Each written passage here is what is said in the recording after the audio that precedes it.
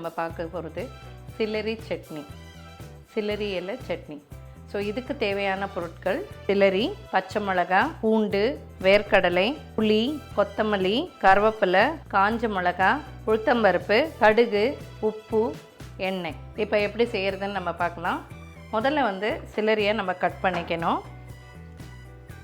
இதுதான் வந்து சில்லரி இலை. இது வந்து நம்ம வந்து எடுத்துருக்கோம். ஸோ இது நம்ம வந்து நல்லா கட் பண்ணிக்கலாம். இதெல்லாம் எடுத்துட்டு இந்த மாதிரி பொடிசாக கட் பண்ணிக்கலாம்.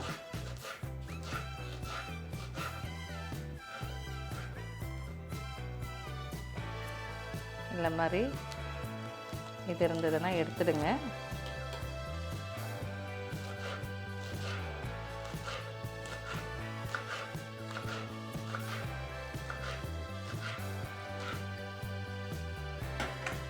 ஸோ இது ஒரு பக்கம் கட் பண்ணி வச்சுக்கணும்.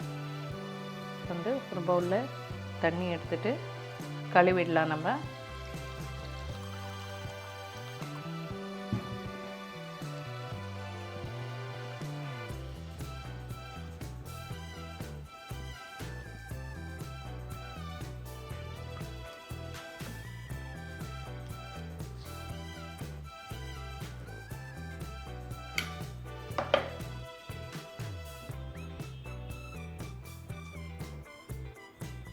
இந்த மாதிரி கழுவி எடுத்துக்கலாம்.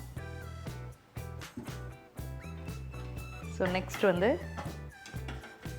பச்சை மிளகாய் வந்து இதுக்கு தேவையான பச்சை மிளகாய் ஒரு 4 எடுத்துக்கலாம். 4 வந்து பாதியாக கட் பண்ணி வச்சுக்கோங்க. ஸோ அவ்வளோதாங்க. இப்போ நம்ம வந்து தவா வச்சுட்டு எப்படி பண்ணுறதுன்னு பார்க்கலாம்.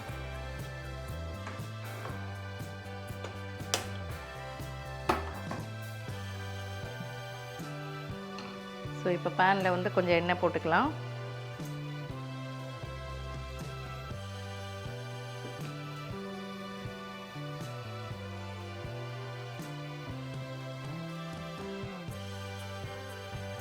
எண்ணெய் சூடாகட்டும். எண்ணெய் சூடாகிடுச்சு. இப்போ வந்து வேர்க்கடலை நம்ம வச்சுருக்க வேர்க்கடலை இதில் போட்டுக்கலாம். முதல்ல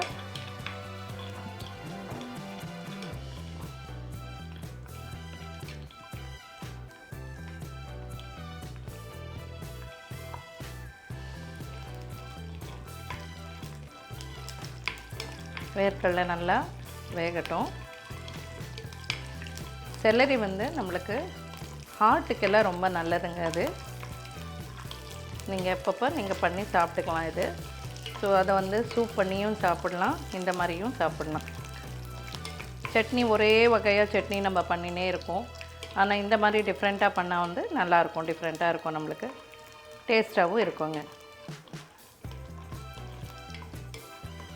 ஸோ வேர்க்கடலை கொஞ்சம் வதங்கிடுச்சுங்க. இப்போ வந்து இதோட நம்ம பச்சை மிளகாய்,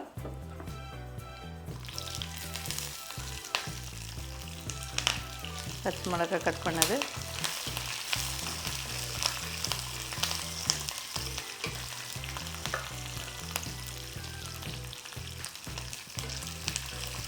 இப்போது இந்த செல்லரி நம்ம வந்து கட் பண்ணி வச்சுருக்கோம் இல்லையா, அதை எடுத்து இதில் போட்டுக்கோங்க. கொஞ்சம்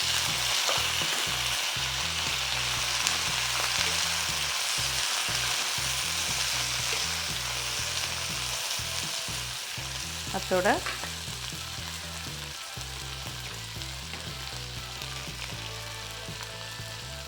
பூண்டு கொஞ்சம், அதே மாதிரி இதுக்கு புளி கொஞ்சம் பிளண்ட்டாக இருக்கும். அதனால் இது கொஞ்சம் புளி போட்டிங்கன்னா நல்லாயிருக்கும் டேஸ்ட்டு.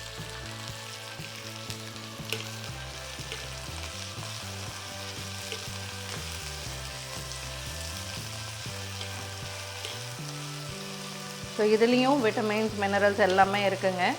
ஸோ இதுலேயும் நீங்கள் டிஃப்ரெண்ட்டாக பண்ணி நீங்கள் ட்ரை பண்ணி பார்க்கலாம். இதை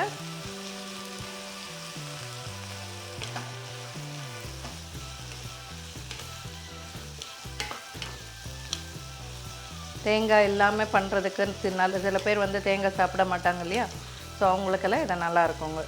ஸோ அவ்வளோதாங்க. இதை பாருங்கள் வதங்கிடுச்சு. ஸோ செல்லரியும் வதங்கிடுச்சு, பச்சை மிளகாய் எல்லாமே வதங்கிடுச்சுங்க. அவ்வளோதான், நம்ம ஆஃப் பண்ணிக்கலாம் ஸ்டவ்வு. ஒரு 5 நிமிஷம் இது வந்து ஆறட்டும். இப்போ ஆறிடுச்சு. இப்போ நம்ம வந்து மிக்ஸி ஜாரில் போட்டுக்கலாம்.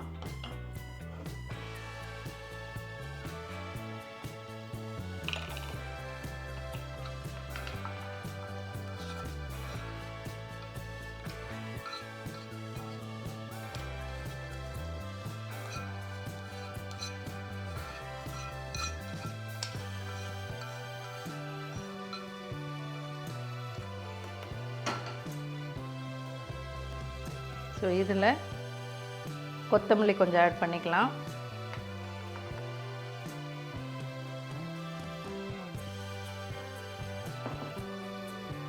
இதுக்கு தேவையான சால்ட்,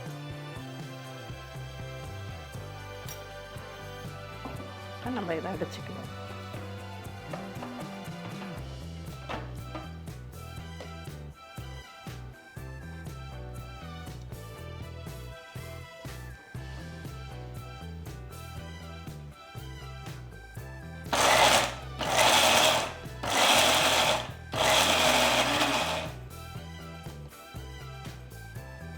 கொஞ்சம் தண்ணி ஆட் பண்ணிவிட்டு நம்ம சட்னி அரைக்கிற மாதிரி அரைச்சிக்கலாங்க.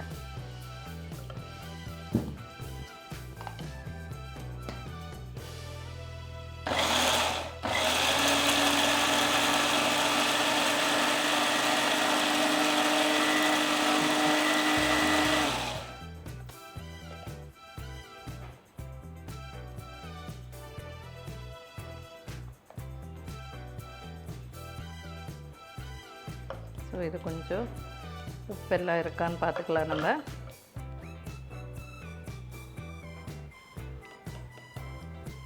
லைட்டாக சால்ட் ஆட் பண்ணிக்கலாம்.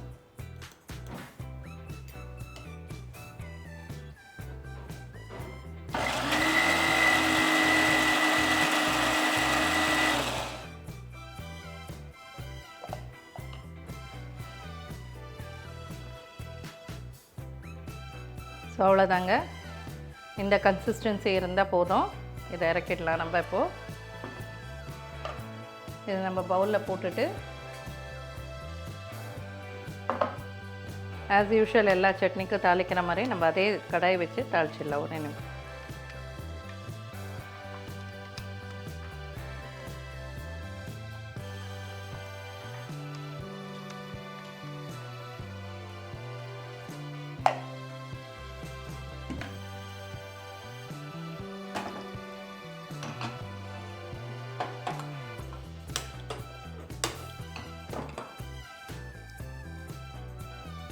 கொஞ்சம் எண்ணெய் ஆட் பண்ணிவிட்டு நம்ம எல்லா சட்னிக்கும் தாளிக்கிற மாதிரி தாளிக்கிறோம். கடுகு, கொஞ்சம் உளுத்தம்பருப்பு,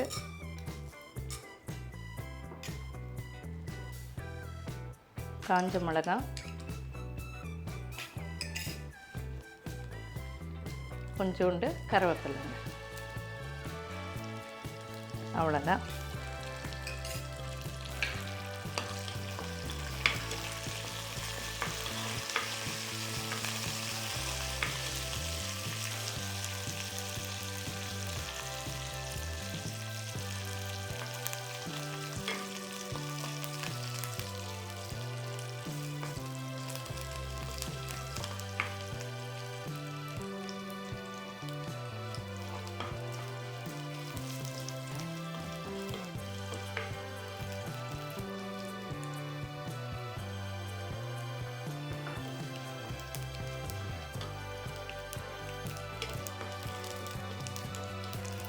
இப்போ பார்த்திங்கன்னா இந்த உளுத்தம்பருப்பெல்லாம் இந்த மாதிரி லைட் ப்ரௌனிஷ் ஆன உடனே ஆயிடுச்சு.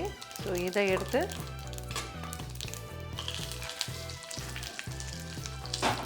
நம்ம எடுத்து வச்சுருக்கிற சட்னியில் வந்து நம்ம போடலாம்.